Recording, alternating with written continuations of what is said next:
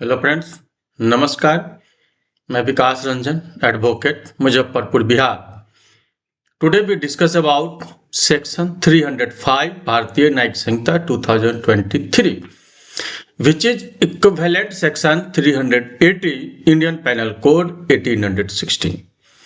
यानी अब हम लोग भारतीय न्यायिक संहिता 2023 का सेक्शन 305 पर डिस्कस करेंगे, जो कि भारतीय दंड संहिता 1860 का सेक्शन 380 का इक्विवेलेंट है।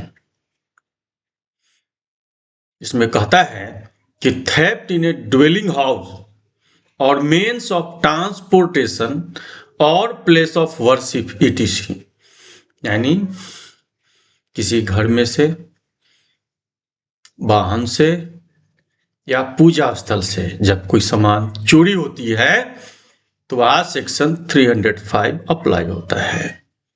इसमें बताया गया है कि whoever commits theft in any building, tent or vessel used as a human dwelling or used for the custody of property of any means of transport used for the transport of goods or passengers or of any articles or goods from any means of transport used for the transport of goods or passengers or of idol or icon in any place of worship or of any property of the government or of a local authority shall be punished with imprisonment of either description for a term which may extend to 7 years and shall also be liable to fine।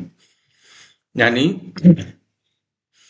किसी घर में से, किसी वाहन से, वाहन में मालवाहक वाहन हो या पैसेंजर वाहन हो, कहीं से भी अगर चोरी होती है तो वहां सेक्शन 305 अप्लाई होता है। जब कोई सरकारी संपत्ति का चोरी होता है या किसी ऑथराइज बॉडी के कस्टडी से जब कोई प्रॉपर्टी चोरी होती है तो उस कंडीशन में सेक्शन 305 अप्लाई होता है। सेक्शन 305 में 7 साल तक की सजा का प्रावधान है एवं इसमें फाइन का भी प्रावधान है। Section 305 is cognizable, non bailable and triable by any magistrate. यानी यह कॉग्निजेबल ऑफेंस है, नॉन वेलेबल ऑफेंस है and triable by any magistrate, यानी किसी भी मजिस्ट्रेट के द्वारा, या ट्रिएबल है यानी ट्रायल जो है किसी भी मजिस्ट्रेट कोर्ट में ही ये चलेगा। अब हम लोग डिस्कस करेंगे section 306 BNS, which is equivalent section 381 Indian penal code 1860। यानी धारा 306 भारतीय न्यायिक संहिता 2023 का इक्विवेलेंट सेक्शन 381 भारतीय दंड संहिता 1860 में बताया गया है कि थेफ्ट बाय क्लर्क और servant of property in possession of master, यानी बताया गया है किसी क्लर्क के द्वारा या किसी नौकर के द्वारा, किसी सेवक के द्वारा उसके मालिक के अधीन जो कोई प्रॉपर्टी है अगर उसका चोरी होता है तो उस कंडीशन में सेक्शन 306 अप्लाई होगा। However, being a clerk or servant or being employed in the capacity of a clerk or servant commits theft in respect of any property in the possession of his master or employer shall be punished with imprisonment of either description for a term which may extend to 7 years and shall also be liable to fine। यानी जब कोई clerk के द्वारा, कोई employed के द्वारा, कोई सेवक के द्वारा, कोई नौकर के द्वारा अपने मालिक के अधीन कोई प्रॉपर्टी है, उस प्रॉपर्टी का जब चोरी किया जाता है, चोरी होता है, तो उस कंडीशन में सेक्शन 306 अप्लाई होता है।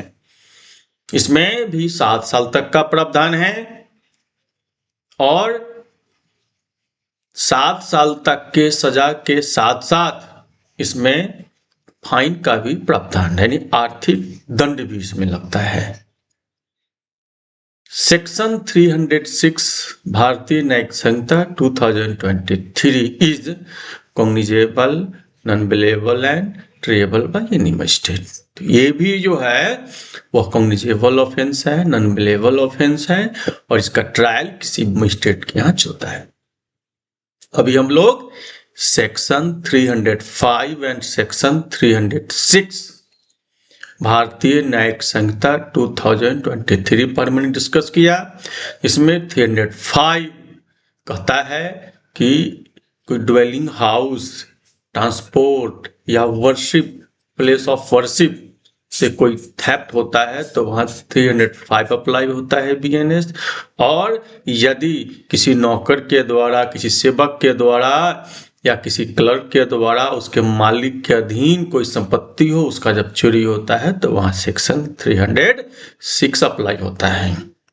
दोनों सेक्शन में दोनों अपराध कॉग्निजेबल है, नॉन बेलेबल है और इसका ट्रायल किसी भी मजिस्ट्रेट के यहाँ चलता है।